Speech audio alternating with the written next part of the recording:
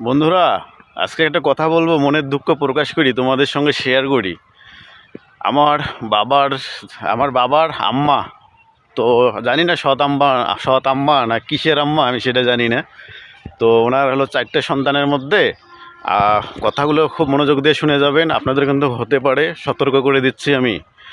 তো 4টে সন্তানের মধ্যে একটা সন্তান ফেলাই দিছে, জানি না ওর কুড়াই আনছে না পাইয়া আনছে না কী করে আনছে, আমি বলতে পারবো না, কিন্তু 3জনকে দিয়ে দিল সব কিছু তার লেখে, ঠিক আছে।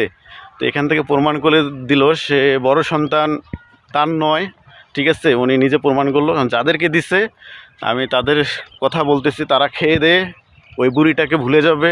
ওই বুড়ি বিছনায় পড়লে অবশ্যই পড়বে, এই দুনিয়ায় আল্লাহ দেখাই নিবে।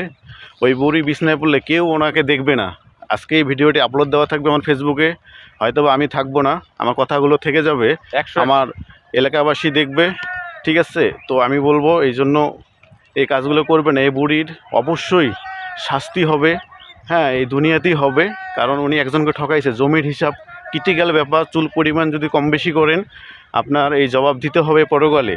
তো এই জন্য কেউ জমি দিয়ে কাউকে ঠকাবেন না, ঠিক আছে। সমান, আপনার যদি সন্তান থাকে সমান চোখে দেখবেন, সমানভাবে ভাগ করে দিবেন। তা না হলে কিন্তু কবরে আল্লাহর সামনে যদি দাঁড়ান, আপনি কিন্তু হিসাব দিতে পারবেন না ভাই। সাবধান, খুব সাবধান। সবাই ভালো থাকবেন, সুস্থ থাকবেন। আল্লাহ হাফেজ। দোয়া করবেন আমার জন্য।